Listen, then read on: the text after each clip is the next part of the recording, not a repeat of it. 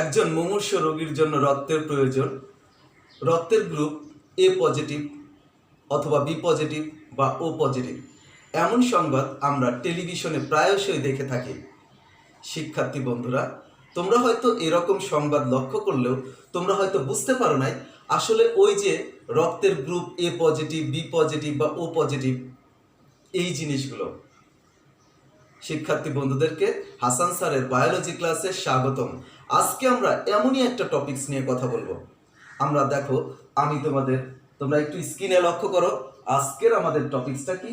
রক্ত এবং রক্তের গ্রুপ। অর্থাৎ আজকে আমরা রক্ত নিয়ে আলোচনা করব এবং রক্তের গ্রুপ নিয়ে আলোচনা করব। আমরা ইতিমধ্যেই জেনে গিয়েছি, আমরা ইতিমধ্যেই শিখেছিলাম রক্ত কি।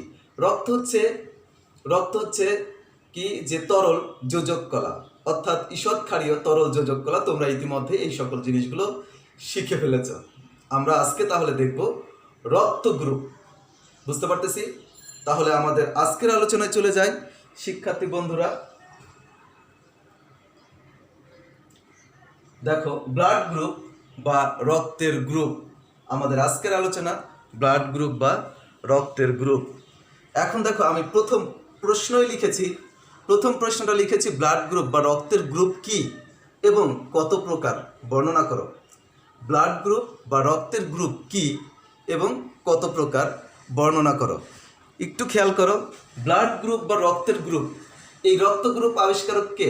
কার্ল ল্যান্ডস্টেইনার 1901 সালে তিনি রক্তের গ্রুপ আবিষ্কার করেন। এই রক্ত গ্রুপটাকে আমরা একটু দেখো যে রক্ত গ্রুপ কিভাবে তৈরি করা হয়েছে, কিভাবে রক্ত গ্রুপগুলো এসেছে। লক্ষ্য করো, বিভিন্ন ব্যক্তির লোহিত রক্তকণিকায় এ এবং বি দুই ধরনের অ্যান্টিজেন থাকে। কয় ধরনের অ্যান্টিজেন? লোহিত রক্তকণিকায় তোমরা নিশ্চয়ই ইতিমধ্যেই জেনেছো যে লোহিত রক্তকণিকা, আমরা যে 3 ধরনের রক্তকণিকা পড়েছিলাম তার মধ্যে এক ধরনের রক্তকণিকা হচ্ছে লোহিত রক্তকণিকা। লোহিত রক্তকণিকায় 2 ধরনের অ্যান্টিজেন থাকে। আর রক্তরস, তোমরা নিশ্চয়ই কি যে আমরা দেখেছিলাম রক্তের 2টা উপাদান, রক্তকণিকা এবং রক্তরস। এর মধ্যে দেখো আমরা রক্ত গ্রুপ করতেছি কিভাবে। লোহিত রক্তকণিকায় এ এবং বি নামক 2 ধরনের অ্যান্টিজেন থাকে। এ এবং বি নামে 2 ধরনের অ্যান্টিজেন থাকে এবং রক্তরসে এ এবং বি এই 2 ধরনের অ্যান্টিবডি থাকে। এখন দেখো যে এই যে অ্যান্টিজেন আর অ্যান্টিবডির উপর ভিত্তি করে রক্তকে বিভিন্ন গ্রুপে ভাগ করা হয়েছে। দেখো, এই অ্যান্টিজেন ও অ্যান্টিবডির উপস্থিতির ভিত্তিতে মানুষের রক্তকে বিভিন্ন গ্রুপে ভাগ করা হয়েছে। একে ব্লাড গ্রুপ বলে। তাহলে ব্লাড গ্রুপ আমরা কি বুঝলাম? যে বিভিন্ন ব্যক্তির লোহিত রক্তকণিকায় এ এবং বি এই 2 ধরনের অ্যান্টিজেন থাকে এবং রক্তরসে এ ও বি এই 2 ধরনের অ্যান্টিবডি থাকে। তো দেখো যে এই 2 ধরনের অ্যান্টিজেন ও অ্যান্টিবডির উপস্থিতির ভিত্তিতে কি করা হয়েছে? মানুষের রক্তকে বিভিন্ন গ্রুপে ভাগ করা হয়েছে। তাকে বলতেছি আমরা হচ্ছে ব্লাড গ্রুপ। দেখো, প্রথম ব্লাড গ্রুপ কে আবিষ্কার করে? বিজ্ঞানী কার্ল ল্যান্ডস্টেইনার 1901 সালে মানুষের রক্তের শ্রেণী বিন্যাস করে সে এ, বি, এবি এবং ও এই 4টি গ্রুপের নামকরণ করেন। সাধারণত একজন মানুষের রক্তের গ্রুপ আজীবন একই থাকে। নিশ্চয় তোমরা ইতিমধ্যে অনুমান করতে পেরেছ ব্লাড গ্রুপ কি বা রক্ত গ্রুপ কি। তার মানে আমরা রক্ত গ্রুপ যখন চিন্তা করি তখন আসলে সেটা লোহিত রক্তকণিকার অ্যান্টিজেন আর রক্তরসের অ্যান্টিবডির উপর ভিত্তি করেই রক্ত গ্রুপগুলো নির্ণয় করা হয়ে থাকে। এরপরে আমরা চলে যাব পরের প্রশ্ন। দেখো যে ব্লাড গ্রুপ গেল। এরপরে দেখো অ্যান্টিজেন অ্যান্টিবডির উপস্থিতির ভিত্তিতে রক্তের গ্রুপের বর্ণনা। আমরা দেখলাম যে অ্যান্টিজেন অ্যান্টিবডির উপস্থিতির ভিত্তিতে রক্তের গ্রুপ করা হয়েছে, কিন্তু এই অ্যান্টিজেন অ্যান্টিবডি কোন অ্যান্টিজেন আর কোন অ্যান্টিবডির উপস্থিত থাকলে আমরা সেটাকে বলতেছি এ বা বি বা এবি ও সেই সকলগুলো। তাহলে দেখো যে আমরা যে রক্তের গ্রুপগুলো বর্ণনা করা হয়েছে সেটা কিন্তু কি অ্যান্টিজেন অ্যান্টিবডির উপস্থিতির ভিত্তিতেই বলা হয়েছে। তো দেখো যে আমরা চলে যাব, দেখো যে প্রথমে আগে আমরা আবার সেই রক্ত গ্রুপের সংজ্ঞায় গেলাম। রক্তের গ্রুপ কাকে বলতেছি? বিভিন্ন ব্যক্তির লোহিত রক্তকণিকায় এ এবং বি নামক দুই ধরনের অ্যান্টিজেন ও রক্তরসে এ এবং বি এই দুই ধরনের অ্যান্টিবডি থাকে। এই অ্যান্টিজেন ও অ্যান্টিবডির উপস্থিতির ভিত্তিতে মানুষের রক্তকে বিভিন্ন গ্রুপে ভাগ করা হয়েছে, একে ব্লাড গ্রুপ বলে। এখন দেখো অ্যান্টিজেন অ্যান্টিবডির উপস্থিতির ভিত্তিতে ব্লাড গ্রুপ করা হয়েছে কিভাবে, লক্ষ্য করো যে দেখো ব্লাড গ্রুপে এ গ্রুপে রক্ত গ্রুপ এ গ্রুপে অ্যান্টিজেন এ রয়েছে লোহিত রক্তকণিকায়, অ্যান্টিবডি বি রয়েছে। ব্লাড গ্রুপ বিতে রয়েছে অ্যান্টিজেন বি আর অ্যান্টিবডি এ, দেখো বিপরীত। এরপরে দেখো ব্লাড গ্রুপ এ বিতে রয়েছে অ্যান্টিজেন এ এবং বি দুইটাই, কিন্তু কোনো অ্যান্টিবডি নাই। আর ও গ্রুপে ও রক্ত গ্রুপধারীর ব্যক্তির রক্তে লোহিত রক্তকণিকায় কোনো অ্যান্টিজেন নাই, শুধু অ্যান্টিবডি কি রয়েছে, অর্থাৎ রক্তরসে অ্যান্টিবডি রয়েছে এ ও বি দুইটাই। তাহলে দেখো অ্যান্টিজেন ও অ্যান্টিবডির উপস্থিতির ভিত্তিতে রক্তের গ্রুপটা আমরা স্পষ্টভাবে বুঝতে পেরেছি। এবার দেখো সেই ওই গ্রুপটাকেই আমরা আরেকটু বর্ণনা করা হয়েছে। গ্রুপ এতে কি আছে দেখো, গ্রুপ এ শ্রেণীর রক্তে A antigen B antibody, group বিতে রয়েছে B antigen A antibody, group A বিতে রয়েছে এ এবং বি এই দুই ধরনের অ্যান্টিজেন এবং কোনো অ্যান্টিবডি থাকে না। আর গ্রুপ ওতে রয়েছে এই শ্রেণীতে কোনো অ্যান্টিজেন থাকে না, কিন্তু এ এবং বি এই দুই ধরনের অ্যান্টিবডি থাকে। তাহলে আমরা কোন অ্যান্টিজেন, লোহিত রক্তকণিকায় কোন অ্যান্টিজেন আর রক্তরসে কোন অ্যান্টিবডি উপস্থিত থাকলে আমরা সেই রক্তকে কোন গ্রুপে বলেছি, আশা করি শিক্ষার্থীরা বুঝতে পেরেছ। এরপরে দেখো সব গ্রুপের রক্ত সবাইকে দেয়া যায় না কেন? এটা একটা গুরুত্বপূর্ণ প্রশ্ন। দেখো যে সব গ্রুপের রক্ত সবাইকে দেয়া যাবে না। কেন যাবে না? সব গ্রুপের রক্ত সবাইকে দেয়া যাবে না কেন? কারণ রক্ত তো রক্তই, কিন্তু কি আছে আসলে, এমন কি সমস্যা বা এমন কি বিষয় যার জন্য সব গ্রুপের রক্ত সবাইকে দেয়া যাবে না? আমরা সেই বিষয়গুলো দেখব, আসলে কেন সব গ্রুপের রক্ত সবাইকে দেয়া যাবে না। আমরা একটু পরে দেখব এটা। দেখো দাতাল লোহিত রক্তকণিকায় বা কোষের কোষঝিল্লিতে উপস্থিত অ্যান্টিজেন, অর্থাৎ তার মানে নিশ্চয়ই তুমি অনুমান করে ফেলেছ, আসলে সম্ভবত ওই যে অ্যান্টিজেন অ্যান্টিবডি, সেই অ্যান্টিজেন অ্যান্টিবডির উপস্থিতির জন্যই মনে হয়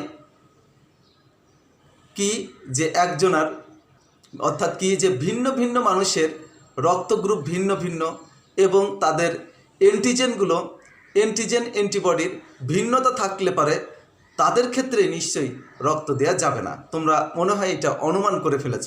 একটু আমরা পড়ে দেখি তাহলে। দেখো দাতাল লোহিত কণিকা বা কোষঝিল্লিতে উপস্থিত অ্যান্টিজেন যদি গ্রহীতার রক্তরসে উপস্থিত এমন অ্যান্টিবডির সংস্পর্শে আসে যা উক্ত অ্যান্টিজেনের সাথে বিক্রিয়া করতে সক্ষম, তাহলে অ্যান্টিজেন অ্যান্টিবডি বিক্রিয়া হয়ে গ্রহীতা বা রোগীর জীবন বিপন্ন হতে পারে।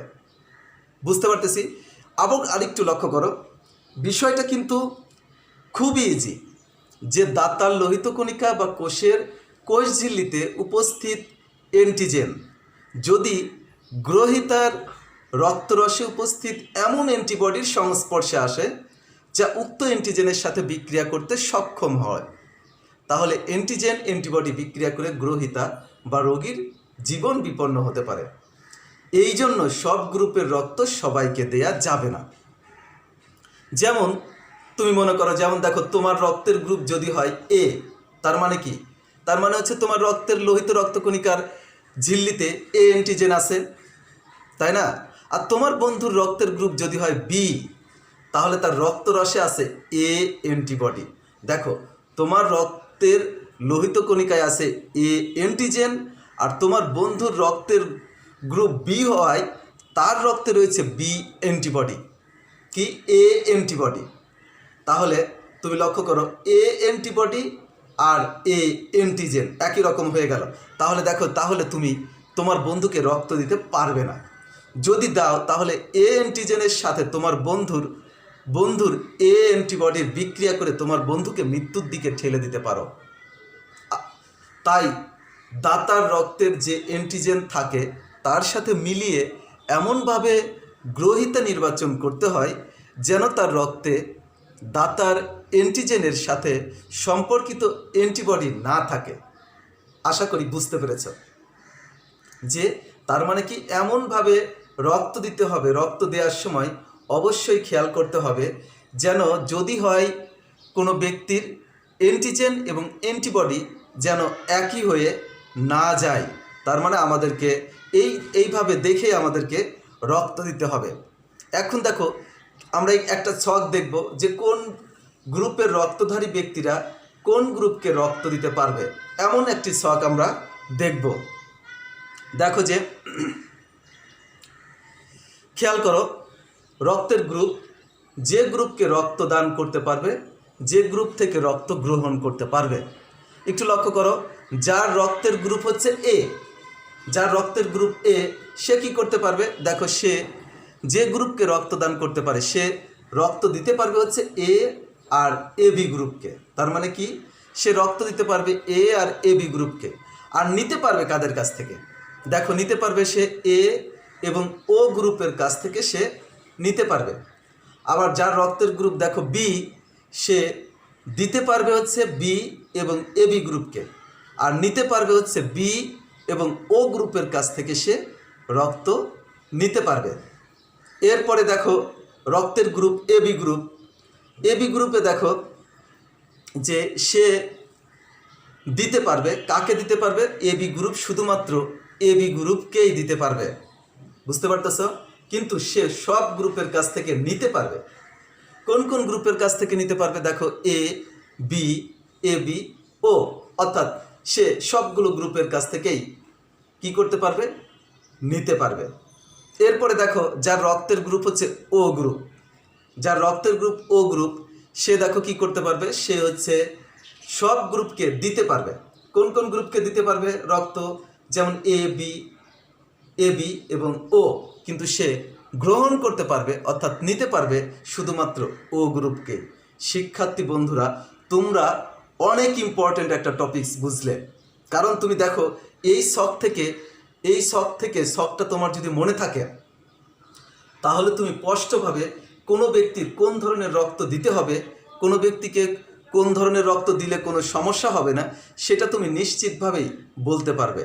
কারণ তোমার কাছে জানা আছে এ গ্রুপের রক্ত কাদের দিতে পারবে, কাদের কাছ থেকে রক্ত নিতে পারবে, বি গ্রুপের রক্ত কাদের দিতে পারবে, কাদের কাছ থেকে নিতে পারবে, এ বি গ্রুপের কাদের দিতে পারবে, কাদের কাছ থেকে নিতে পারবে, ও গ্রুপের রক্ত কোন গ্রুপের রক্ত নিতে পারবে এবং কোন কোন গ্রুপধারী রক্ত ব্যক্তিকে দিতে পারবে। তাহলে সবাই নিশ্চয়ই বুঝতে পেরেছ। এরপরে আমরা দেখো একটি প্রশ্ন লিখেছি, ও গ্রুপকে সার্বজনীন দাতা গ্রুপ বলা হয় কেন? বা অথবা আর একটা প্রশ্ন লিখেছি, দেখো সার্বজনীন দাতা গ্রুপ বলতে কি বোঝায়? অনেক ইম্পর্ট্যান্ট একটা প্রশ্ন। ও গ্রুপকে সার্বজনীন দাতা গ্রুপ বলা হয় কেন? অথবা সার্বজনীন দাতা গ্রুপ বলতে কি বোঝায়? দেখো তার উত্তর লিখেছি কি, যে গ্রুপের রক্ত বিশিষ্ট ব্যক্তি সব গ্রুপের রক্তের ব্যক্তিকে রক্ত দিতে পারবে তাকে বলা হয় সার্বজনীন দাতা বা ইউনিভার্সাল ডোনার। বুঝতে পারতেছি? তাহলে দেখো যে গ্রুপের রক্ত বিশিষ্ট ব্যক্তি সব গ্রুপের রক্তের ব্যক্তিকে রক্ত দিতে পারবে তাদেরকে বলা হয় ইউনিভার্সাল ডোনার। আর দেখো যে ও গ্রুপকেই বলতেছি আমরা ইউনিভার্সাল ডোনার। ও গ্রুপকে কেন ইউনিভার্সাল ডোনার বলতেছি লক্ষ্য করো, ও গ্রুপের রক্ত বিশিষ্ট ব্যক্তি সব গ্রুপের রক্তের ব্যক্তিকে রক্ত দিতে পারবে, তাই ও গ্রুপকে সার্বজনীন দাতা বা ইউনিভার্সাল ডোনার বলা হয়ে থাকে। আশা করি বুঝতে পেরেছ। এরপরে যাব, দেখো এ বি গ্রুপকে সার্বজনীন রক্তগ্রহিতা গ্রুপ বলা হয় কেন? এবি গ্রুপকে সার্বজনীন রক্তগ্রহিতা গ্রুপ বলা হয় কেন, অথবা সার্বজনীন রক্তগ্রহিতা গ্রুপ বলতে কি বোঝায়, অথবা সার্বজনীন রক্তগ্রহিতা গ্রুপ বলতে কি বোঝায়?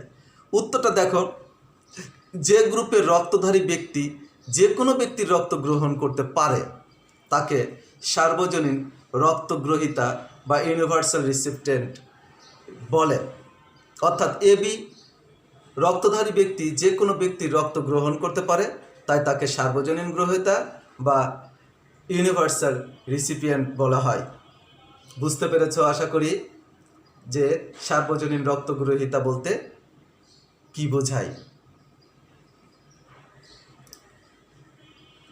এরপরে দেখো, অত্যন্ত গুরুত্বপূর্ণ একটি প্রশ্ন পড়েছি। এ পর্যন্ত যা শিখেছি সেগুলোকে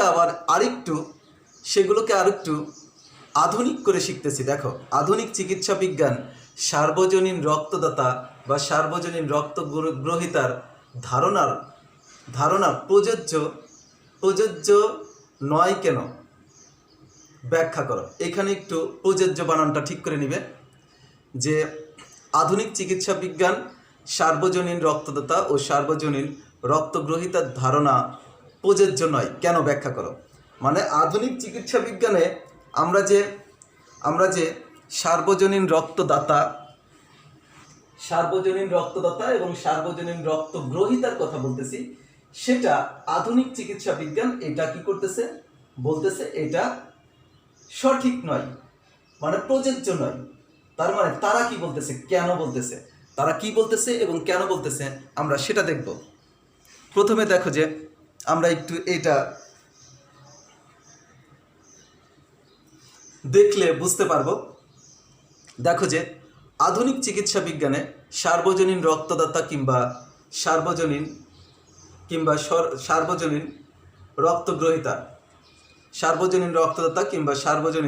রক্তগ্রহীতার ধারণা খুব একটা প্রযোজ্য নয়। কেননা দেখো কি কারণে তারা বলতেছে, কারণ রক্তকে অ্যান্টিজেনের ভিত্তিতে শ্রেণীকরণ করার ক্ষেত্রে এবিও পদ্ধতি সর্বাধিক গুরুত্বপূর্ণ হলেও, মানে এবিও রক্ত গ্রুপ পদ্ধতি সর্বাধিক গুরুত্বপূর্ণ হলেও রক্তে আরও অসংখ্য অ্যান্টিজেন থাকে। তার মানে নিশ্চয়ই এইখানে একটা আরও অ্যান্টিজেন চলে এসেছে, এখানে আরও অসংখ্য ধরনের অ্যান্টিজেন চলে এসেছে, যেগুলো ক্ষেত্র বিশেষে অসুবিধার কারণ হতে পারে। বুঝতে পারতেছি? তার মানে আমরা যে লোহিত রক্তকণিকায় যে অ্যান্টিজেনের কথা বলেছিলাম, যে অ্যান্টিজেন এ আর অ্যান্টিজেন বি, কিন্তু আসলে প্রকৃতপক্ষে এই অ্যান্টিজেন এ এবং অ্যান্টিজেন বি ছাড়াও আরও অনেক প্রকার অ্যান্টিজেন রয়েছে। যেমন দেখো যে কি বলতেছি, রেসার্চ ফ্যাক্টর অর্থাৎ আরএস ফ্যাক্টর, যা একটি অ্যান্টিজেন। রেসার্চ নামটা এসেছে কারণ রেসার্চ বানরের লোহিত রক্তকণিকায় এক ধরনের অ্যান্টিজেন পাওয়া গিয়েছিল, যেই অ্যান্টিজেন মানুষের লোহিত রক্তকণিকায় পাওয়া যায়, সেই জন্য তার নাম অনুসারে এইটাকে আরএস ফ্যাক্টর বলা হয়েছে। দেখো যে আরএস ফ্যাক্টর, যা এক ধরনের অ্যান্টিজেন, কারো রক্তে এই ফ্যাক্টরটি উপস্থিত থাকলে তাকে বলা হয় পজিটিভ, আর না থাকলে তাকে বলা হয় নেগেটিভ। নিশ্চয়ই এখন তোমরা বুঝতে পেরেছ পজিটিভ রক্ত কাদের আর নেগেটিভ রক্ত কাদের। অর্থাৎ যাদের রক্তে আরএস ফ্যাক্টরটা রয়েছে, অর্থাৎ আরএস অ্যান্টিজেন রয়েছে, তারা হচ্ছে পজিটিভ রক্ত বিশিষ্ট, আর যাদের রক্তে আরএস ফ্যাক্টর বা আরএস অ্যান্টিজেন নেই তারা হচ্ছে নেগেটিভ রক্ত বিশিষ্ট। দেখো, এটি যদি না মেলে তাহলে গ্রহীতা এবং রোগী আরও অসুস্থ হয়ে পড়তে পারে। অর্থাৎ আরএস ফ্যাক্টর মিলতে হবে, যদি না মেলে তাহলে কি হবে, রোগী আরও অসুস্থ হয়ে পড়তে পারে। তাই এবিও গ্রুপের পাশাপাশি আরএস ফ্যাক্টর পরীক্ষা করে মিলিয়ে নেওয়া চাই। তার মানে এই প্রশ্নটা কিন্তু অনেক সময় এমনটা হয়ে থাকে যে এবিও গ্রুপের পাশাপাশি আরএস ফ্যাক্টর জানা প্রয়োজন কেন। সকল শিক্ষার্থীরা এই প্রশ্নটা কিন্তু মনে রাখবে যে এবিও গ্রুপের পাশাপাশি রিসার্চ ফ্যাক্টর পরীক্ষা করে মিলিয়ে নেওয়া চাই।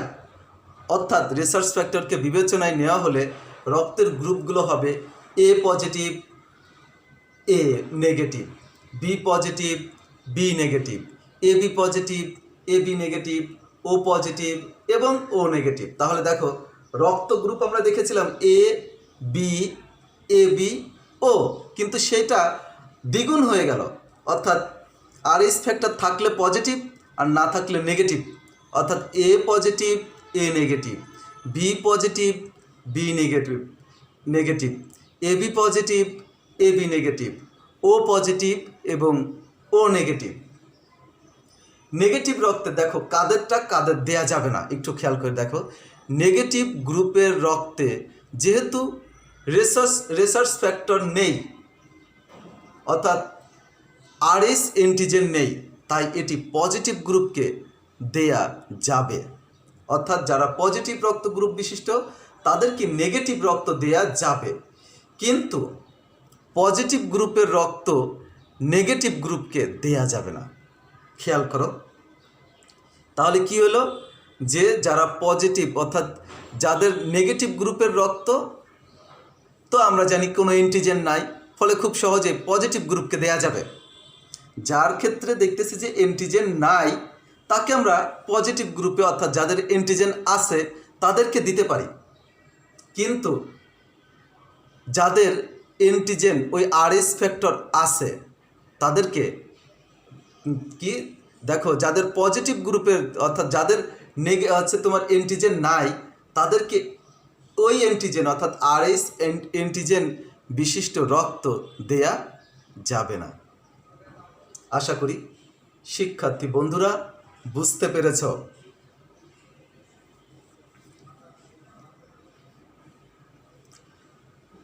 একটি গুরুত্বপূর্ণ উচ্চতর দক্ষতার প্রশ্ন, যেটা এসএসসি পরীক্ষায় বিভিন্ন সময় বারবার উচ্চতর দক্ষতার হিসেবে এসেছে। রক্তদান এবং সামাজিক দায়বদ্ধতা বিশ্লেষণ করো।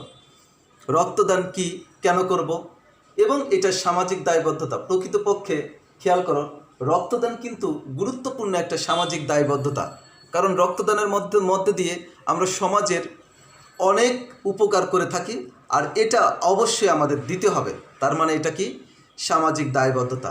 আমরা একটু দেখে আসি।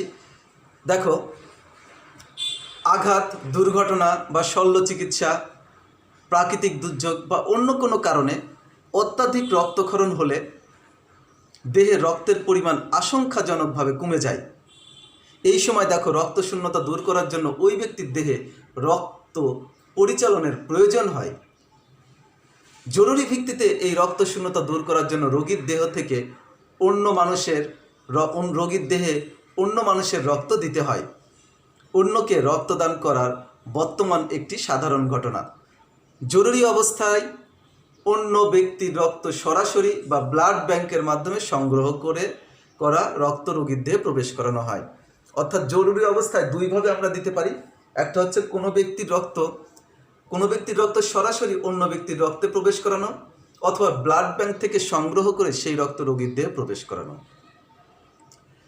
কোনো ব্যক্তির শিরার মধ্যে দিয়ে বাইরে থেকে দেখো, কোনো ব্যক্তির শিরার মধ্যে দিয়ে বাইরে থেকে অন্য রক্ত প্রবেশ করানোর প্রক্রিয়াকে রক্ত সঞ্চালন বা ব্লাড ট্রান্সফিউশন বলে। ব্লাড ট্রান্সফিউশন তাহলে কাকে বলতেছি? ব্লাড ট্রান্সফিউশন যে কোনো ব্যক্তির শিরার মধ্যে দিয়ে বাইরে থেকে অন্যের রক্ত প্রবেশ করানোর প্রক্রিয়াকে রক্ত সঞ্চালন বা ব্লাড ট্রান্সফিউশন বলে। এটি একটি চমৎকার ফলপ্রদ ব্যবস্থা, যার ফলে রোগীর প্রাণ রক্ষা পায়। বুঝতে পারতেছ? তবে কোনো অবস্থাতেই রোগীর রক্তের গ্রুপ বা প্রকৃতি পরীক্ষা না করে এক রোগীর দেহ থেকে রক্ত অন্য রোগীর রক্তে প্রবেশ করানো উচিত নয়। ব্যতিক্রমী হলে, অর্থাৎ যদি আমরা প্রবেশ করিয়ে থাকি, যদি মনে করি যে না এটা ব্যাপার নয়, তাহলে কিন্তু মারাত্মক সমস্যা হতে পারে। যেমন ব্যতিক্রমী হলে নানা জটিলতা হয়ে রোগীর জীবন বিপন্ন হওয়ার আশঙ্কা অনেকাংশে বেড়ে যায়। যেমন দেখো, রক্তকণিকাগুলো শরীরের মধ্যে জমাট বেঁধে যেতে পারে, তারপরে বিশ্লিষ্ট হয়ে যেতে পারে, অর্থাৎ রক্তকণিকাগুলো ভেঙে যেতে পারে, তারপরে জন্ডিসের প্রাদুর্ভাব হতে পারে এবং প্রস্রাবের সাথে হিমোগ্লোবিন নির্গত হতে পারে। এই সকল বিষয়গুলো কিন্তু হতে পারে। যা একজন রোগীকে মৃত্যুর দিকে ঠেলে দিতে পারে। তারপরে দেখো, আকস্মিক কোনো দুর্ঘটনায় আহতদের জন্য জরুরি ভিত্তিতে রক্তের প্রয়োজন হয়। আকস্মিক কোনো দুর্ঘটনায় আহতদের জন্য জরুরি ভিত্তিতে রক্তের প্রয়োজন হয়। মনে রাখতে হবে, এটি আমাদের সবার জন্য একটি সামাজিক দায়বদ্ধতা, তাই না? কারণ কোনো ব্যক্তি দুর্ঘটনায় মারাত্মকভাবে আহত হলে তাকে রক্ত দেওয়া আমাদের সামাজিক দায়িত্ব। আমরা অবশ্যই এই দায়িত্বটা পালন করব সবাই। যেহেতু রক্তের কোনো বিকল্প নাই, তাই এরূপ অবস্থায় অনেক সময় প্রচুর রক্তের প্রয়োজন হয় এবং অন্যের কাছ থেকে রক্ত সংগ্রহ করে ওই জরুরি অবস্থা মোকাবেলা করতে হয়। এরূপ জরুরি পরিস্থিতিতে জনগণের সহযোগিতার প্রয়োজন হয়। অন্যকে রক্তদান করা একটি মহৎ কাজ। এতে রক্তদাতার নিজের কোনো ক্ষতি হয় না। একজন সুস্থ মানুষের দেহ থেকে 450 মিলি রক্ত বের করে দিলে তেমন কোনো অসুবিধা হয় না। তাহলে আমরা কি দেখতেছি, যে একজন সুস্থ মানুষের দেহ থেকে যদি 450 মিলি রক্ত বের করে দিলে তেমন কোনো অসুবিধা হয় না। তার দেহে প্রতি সেকেন্ডে প্রায় 20 লক্ষ লোহিত রক্তকণিকা সৃষ্টি করতে পারে। তার দেহ কি করতে পারে? প্রতি সেকেন্ডে প্রায় 20 লক্ষ লোহিত রক্তকণিকা সৃষ্টি করতে পারে। দেখা গেছে কোনো সুস্থ ব্যক্তি 4 মাস পর পর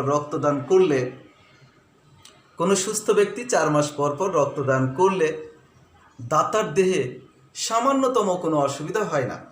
তার মানে আমরা বুঝতে পারতেছি যে আমাদের রক্ত দিলে কোনো অসুবিধা নাই। আমরা অনেকেই হয়তো রক্ত দেওয়ার বিষয়টা নিয়ে খুব ভীত থাকি, ভয়ে থাকি যে না, রক্ত দিব না। আসলে এইটা কোনো সমস্যা নেই। 4 মাস পর পর আমরা যে কেউই রক্ত দিতে পারি। যদি সুস্থ থাকি তাহলে আমরা খুব সহজেই 4 মাস পর পর রক্ত দিতে পারি। বর্তমানে রক্তদানে উদ্যতকরণের নানা কর্মসূচি নেওয়া হয়েছে। তোমরা জানো, বর্তমানে রক্তদান যাতে সবাই যাতে রক্ত দিতে পারে সেই জন্য নানা কর্মসূচি নেওয়া হয়েছে। যেমন দেখো, কোনো বিশেষ দিবসে বা বিশেষ কোনো অনুষ্ঠানে রক্তদান কর্মসূচির আয়োজন করা হয়। কোনো বিশেষ দিবসে বা বিশেষ কোনো অনুষ্ঠানে রক্তদান কর্মসূচির আয়োজন করা হয়। এতে জনসাধারণের মাঝে রক্তদান সম্পর্কে ভ্রান্ত ধারণা এবং ভীতি অনেকাংশে হ্রাস পাচ্ছে। অর্থাৎ অনেকের ভ্রান্ত ধারণা রক্ত দিব না, এবং অনেকের ভয় থাকে রক্ত দিলে কোনো সমস্যা হয় কিনা। এই সকল ভ্রান্ত ধারণা এবং ভীতিগুলো অনেকাংশে হ্রাস পাচ্ছে। অতীতের তুলনায় মানুষ এখন রক্তদান এবং গ্রহণ সম্পর্কে অধিক আগ্রহী ও সচেতন হয়েছে।